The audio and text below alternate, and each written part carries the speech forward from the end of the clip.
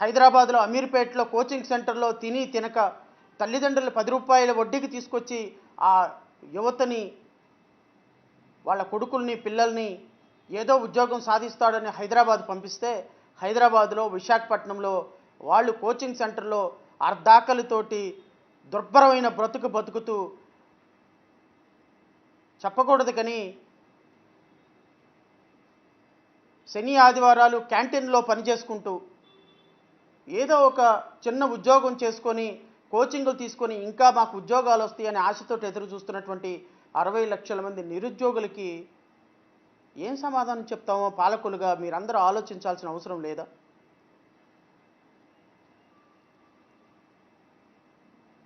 నేను కూటమి ప్రభుత్వాన్ని అడుగుతున్నా, మీరు ఇచ్చినటువంటి వాగ్దానం ఏంటి? చేస్తున్నటువంటి విధానం ఏంటి? ఈరోజు నిరుద్యోగ యువత ఎక్కడికి వెళ్ళాలి? 60 లక్షల మంది నిరుద్యోగ యువత ఎవరి మీద ఆధారపడి బతకాలి?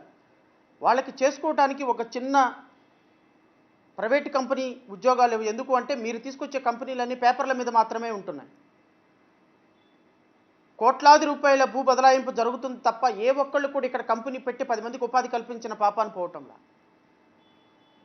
ఒకవేళ అలాంటి ఉపాధి కల్పించే పరిస్థితే ఉంటే, నేను అడుగుతున్న నారా లోకేష్ని, మీకే కన్నా దమ్ము ధైర్యం ఉంటే 2024 జూన్ 11 నుంచి ఈ రోజు వరకు ఇన్ని కంపెనీలు ఆంధ్రప్రదేశ్ రాష్ట్రంలో వచ్చినాయి, ఇదిగో ఇంతమందికి ఎంప్లాయ్మెంట్ జరిగింది, ఇదిగో ఇక్కడ ఇన్ఫ్రాస్ట్రక్చర్ ఇక్కడ యూనిట్ ప్రాజెక్ట్ స్టార్ట్ అయింది, ఇదిగో ఇక్కడ కమర్షియల్ ప్రొడక్షన్ స్టార్ట్ అయ్యి ఇక్కడ కంపెనీ ఎస్టాబ్లిష్మెంట్ జరిగిందని మీరు ఒక్క వైట్ పేపర్ రిలీజ్ చేయగలిగితే, నేను జీవితంలో మీడియా ముందుకు వచ్చి మీ యొక్క ప్రభుత్వం మీద నేను విమర్శలు చేయటం మానేస్తాను. నేను ఇది ఓపెన్ ఛాలెంజ్ చేస్తున్నా కూటమిలో ఉన్నటువంటి పెద్దలకి. నేను నారా లోకేష్కి, గౌరవనీయులైన ముఖ్యమంత్రి గారిని కూడా కోరుతున్నా, మీరు ఏ క్యాలిక్యులేషన్ తోటి 20 లక్షల ఉద్యోగాల కల్పన జరిగింది అని మీరు దావూస్లో ప్రకటన చేశారో రాష్ట్ర ప్రజలకు చెప్పమని కోరుతున్నా. మీరు నిజాయితీగా, నియమబద్ధంగా నిన్న చాలా సుత్తపోసు కబుర్లు చెప్తున్నారు. ఎన్నికలలో డబ్బులు ఖర్చు పెట్టొద్దు, డబ్బులు తీసుకోవద్దు, నిజాయితీ అయిన నిష్పక్షపాతమైన పరిపాలన ఇవ్వాలి అని. అసలు డబ్బులు ఖర్చు పెట్టడానికి, రాజకీయాలు పొల్యూట్ అవడానికి ప్రధానమైనటువంటి కారణం మీ తెలుగుదేశం పార్టీ. ఆ తెలుగుదేశం పార్టీ మీరు వచ్చిన తర్వాత రాజకీయాలు కమర్షియలైజ్ అయ్యి, పొలిటిసైజ్ అయిపోయి, ఇంత దుర్మార్గమైన రాజకీయాలు ఇక వద్దురా బాబు అనుకునేటట్టు చేసిన రాజకీయాలను నాశనం చేసింది మీరు. మీ సుపుత్రులు ఇంకొక మాట చెప్తున్నారు నిన్న, యువత ఉద్యోగాలు వదిలేసి కలెక్టర్లు, ఐఏఎస్ ఆఫీసర్లు కాకుండా రాజకీయాల్లోకి రావాలంటే. దేనికి రావాలండి రాజకీయాల్లోకి యువత దేనికి రావాలి? ఒక పోస్ట్కి వేలం పాటేసి, ఒక యూనివర్సిటీ వీసీకి వేలం పాటేసి కోట్ల రూపాయలు తీసుకొని, ఒక ఎకరం ఒకళ్ళకి ఎవరికైనా అలాట్మెంట్ జరగాలంటే దాంట్లో 25%, 30% తీసుకొని, ఒక కంపెనీ ఆంధ్రప్రదేశ్ రాష్ట్రం రావాలి అంటే మీకు ఇవ్వాల్సినటువంటి పెట్టుబడి మీకు ఇచ్చిన తర్వాత మాత్రమే, లోకేష్ ట్యాక్స్ జరిగిన తర్వాత మాత్రమే, ఎల్ ట్యాక్స్ పే చేసిన తర్వాత మాత్రమే ఆంధ్రప్రదేశ్ రాష్ట్రంలోకి రావాల్సినటువంటి మీరు, మీ పార్టీ నిజాయితీ గురించి, నియమబద్ధత గురించి, నిష్పక్షపాతమైన పరిపాలన గురించి మాట్లాడుతుంటే సిగ్గేస్తుంది సార్, సిగ్గేస్తుంది. లీడర్ సినిమాలో అంటారు ఆయన, ఒక చిన్న సీన్ ఉంటుంది లీడర్ సినిమాలో, కరప్షన్కి, అవినీతికి నిన్నుంటే దద్దం మీ నాన్నగారండి, దయచేసి మీ నాన్నగారి ప్రభుత్వంలో మీరు కూర్చొని నిజాయితీ గురించి మాట్లాడుతూ ప్రజలు నవ్వుకుంటున్నారు అని. సేమ్ నారా చంద్రబాబు నాయుడు గారిని చూసి, నారా లోకేష్ గారిని చూసి ప్రజలు అలాగే నవ్వుకుంటున్నారు. ఎందుకు అంటే 20 లక్షల ఉద్యోగాల కల్పన జరిగింది అని నేషనల్ మీడియాలో చెప్పినటువంటి ఇదే ముఖ్యమంత్రి చంద్రబాబు నాయుడు గారు ఆ 20 లక్షల ఉద్యోగాల కల్పన ఎక్కడ జరిగిందో ఒక్క వైట్ పేపర్ రిలీజ్ చేయగలిగిన ఎందుకంటే గవర్నమెంట్ ఈజ్ కంటిన్యూస్ ప్రాసెస్ కదా. జడా శ్రవణ్ కుమార్ దగ్గర ఆధారాలు ఉండకపోవచ్చు, జడా శ్రవణ్ కుమార్ దగ్గర క్యాలిక్యులేషన్స్ ఉండకపోవచ్చు, కానీ రాష్ట్ర ప్రభుత్వం అనేది క్యాలిక్యులేషన్స్ మీద, స్టాటిస్టిక్స్ మీద, అధికారుల పనితీరు మీద ప్రతి ఒక్క రూపాయి ఎక్కడి నుంచి వెళ్తుంది, ఉద్యోగ కల్పన ఎక్కడ జరిగింది, ఎవరికి పెట్టుబడి పెట్టాము, ఎంత పెట్టుబడి వచ్చింది అనేది పేపర్ల మీద ఉంటుంది కదా. ఆ పేపర్లు పబ్లిక్ డొమైన్లో పెట్టమని కోరుతున్నాను నేను. అది కూడా తప్ప? మీకు చాలామంది అధికార ప్రతినిధులు ఉన్నారు, అధికార ప్రతినిధులు తీసుకొని రమ్మనండి, డేటా తీసుకొని రమ్మనండి, నేను వస్తాను, డిబేట్కి వస్తాను. ఏ ఛానల్లో కూర్చుందాం. మీ పేటీఎం ఛానల్స్ చాలా ఉన్నాయి కదా, ఏబిఎన్ ఉంది, టీవీ5 ఉంది, మహా టీవీ ఉంది, ఈటీవీ ఉంది, వీటన్నిటికి నేను వస్తా. ఏ ఛానల్లో అయినా కూర్చుందాం, ఏ ఛానల్లో అయినా కూర్చొని చర్చ చేద్దాం. రాష్ట్ర ప్రభుత్వం ఎన్ని ఉద్యోగాల కల్పన జరిగింది, ప్రభుత్వంలో ఎన్ని ఉద్యోగాలు కల్పింది, ప్రైవేట్లో ఎన్ని ఉద్యోగాల కల్పన జరిగింది, ప్రైవేట్ రంగంలో ఎన్ని పెట్టుబడులు వచ్చాయి, ఎన్ని కంపెనీలు వచ్చినాయి, కంపెనీలో ఎంత ఎస్టాబ్లిష్మెంట్ జరిగింది, ఎన్ని ఉద్యోగాలు వచ్చినాయి, రాష్ట్ర ప్రభుత్వం యువత నిరుద్యోగులకి ఎన్ని ఉద్యోగాల కల్పన జరిగిందో నిజాయితీగా నియమబద్ధంగా చర్చకు పెడదాం, చర్చకు రండి అంటున్నాను.